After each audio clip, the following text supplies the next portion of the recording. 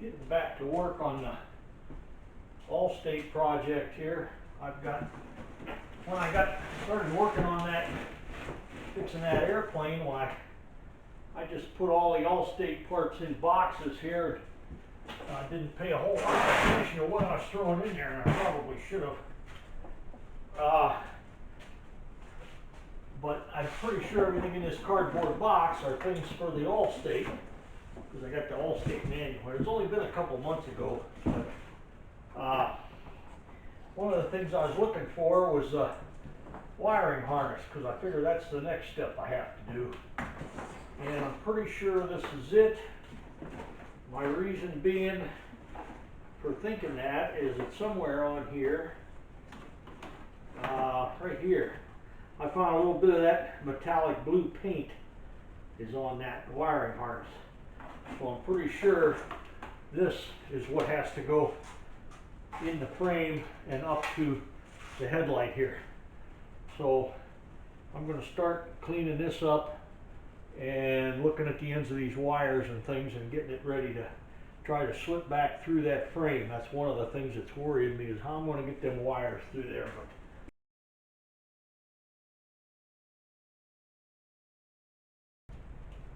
Well, now I've taken and got most of the blue paint off of this, but I'm sure this is the right wiring harness. This end of the harness I figure goes into headlights. The reason being, I see all these wires, which the headlights usually a pretty complicated place on an old motorcycle. They tend to put all the wires inside there. I trimmed them off so they were maybe 1/4 inch or 3/8 inch long, something like that.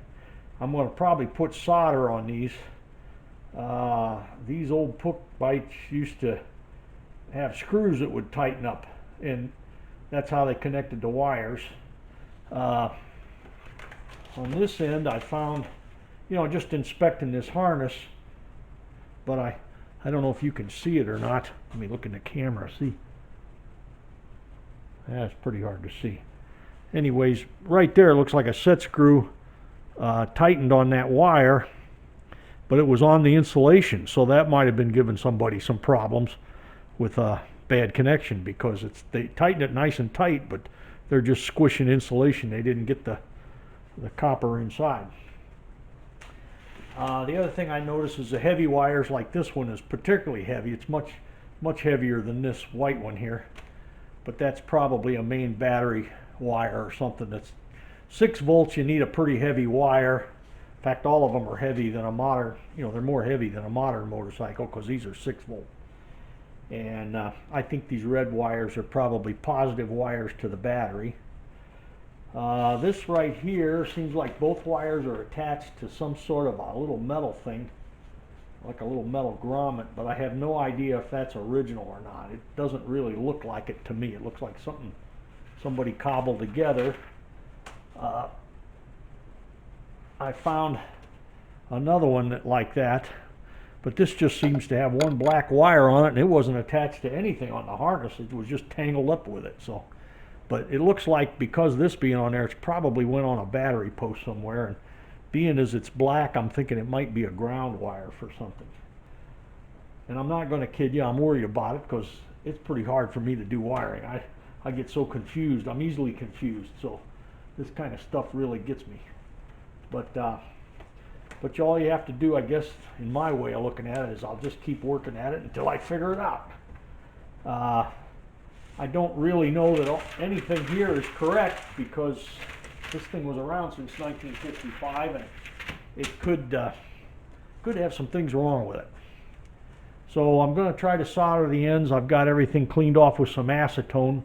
I used acetone, which would be this stuff right here, on a paper towel to wipe everything down, get traces of paint and things off there, so I can get the true colors of the wires, because you got to know what color it is so you know where it comes out. But what goes in on one end has got to come out on the other end someplace. So there's the wires coming out, and all I need to do is figure out which one does what. And I'll probably write down, once I figure out what color does what, I'll probably mark it down and say, well, the blue blue wire or something went to the brakes, black wire's a ground, certain wire goes to the coil, that sort of thing. And of course there'll be some that go to the 6-volt generator, which this is generator technology, and I'll have to brush up on that.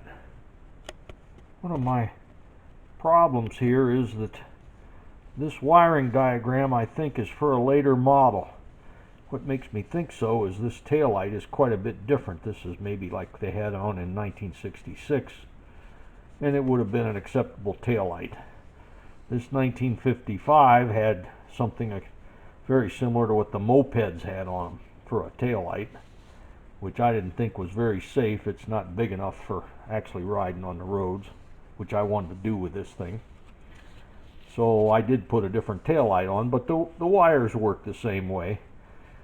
I have a manual here for the 1955, but as you can see, it's pretty much unreadable as far as wire colors and so forth on it. One of the problems I have is that this later model, some of the wires here do not match what's in the wiring harness, obviously. There's supposed to be one that's yellow and black, and I see one that's yellow, but I don't see one that's yellow and black. And of course this went to the gizmo that goes on your handlebars for a dimmer switch, which I don't believe this bike had when I got it, so I purchased a brand new one. This probably fits a moped too. They look quite similar to me. I used to have a moped, that's why I know what the Sears bikes, what the Allstates had on them. But these wires are small, but I think they're sufficient to work on 6 volts all right. You do need heavy wire for 6 volts.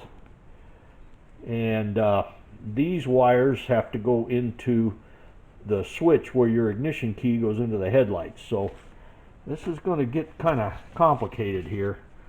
But I don't believe I can follow these color codes here unless I can figure out a substitution for them somehow or other as to what wire goes where. However, I'm sure the principle of operation is the same. So all I have to do is find a wire and say, well, this goes here, and it should work all right, I would think. There's a couple of heavy wires here, which I'm pretty sure these go to the battery, and I'm about ready to try getting these wires through the frame, so I have to put them in groups and figure which goes where. And I know that the green wires, which this is green here, I think it has something to do with having to do with the brake lights, but I'm going to try to branch out the wires and put them where I think they should go anyways, and see if I can get them through the frame. But some of these wires go to the engine, which I'm thinking they're probably something like this. Just by their length, you know, I can guess where it goes. Then other things, I have no idea. I'm thinking these 2 brown wires here have something to do with the brake light switch and working the brake lights. However, according to the newer bikes, they should be green, and they're brown. So I don't know, I'm gonna have to work on this and figure out where they go. Left these wires here long enough so I think that they will be sufficient to reach to the top of the headlight. Then I put these wires through this hole to go through the frame, because I'm going to have to get that speedometer cable in there. That's why I want to get this in there first. They came down, it was surprisingly easy. They came out this box down here, and as you can see, they're way too long. I think they were meant to go all the way to the tail light, but I think I can cut those off because I already put some tail light wires in here, which I think I'm going to be using an LED tail light wire, so I think these wires are plenty heavy enough to go to the tail light. But I put those in there already myself, and so maybe I can cut some of these down here off and make them a little shorter. I noticed there's a hole up here to communicate with the battery, which goes in this box on the other side. There's a panel where the battery goes. So I think I can get wires through there. And I've decided that this little hole here is for the ignition cables to go to the spark plugs on the engine when the engine's in here. So I think I'll start trying to add some things to it. Maybe the parking light, or I mean the brake light switch, and horn and things like that, the coils, and maybe then I can figure out where all this stuff goes. Or I can figure what wire is going to go to the coils and just mark it with a piece of tape and write on the tape that this wire goes to the ignition coil, because I don't think these color codes are going to line up with any diagram that I have. So I'm going to just have to figure it out myself from scratch. Now, this is the end of the speedometer cable, and as you can see, this boot is pretty messed up. But I have a new boot, something I guess I made a mold for, I think. And I'm pretty sure I have a new boot around here that I think I can stretch and get over this piece of metal right here. But this thing has to go along with that wire, or cram that down through the frame. And so I'm going to clean this speedometer cable up a little bit, put it down through the frame. This other end of it right here, I think this is the part that goes on the speedometer. So I kind of figured to try to get this cable in as being one of the first things I got to put in there. And hopefully I don't have any problem with it. But I'm going to have to take this off because it's all old and cut, and I'm going to replace that. Now, what I found out, I had to pull the wiring harness back out of there because I decided I can't get this end through that hole. Even up here you can't. This won't go through there if the wiring harness is in there. So once this goes through, then all I got's the diameter of this speedometer cable to worry about, and I'm sure that that will go through there. So you definitely have to put the speedometer cable in first. My guess is when they built these things, that's what they did. Speedometer cable was the first thing they put on there. And now I'm ready to put the wiring harness back through there again, but it's pretty easy to do. I can just pull it through there, and it seems to come out in the right place. So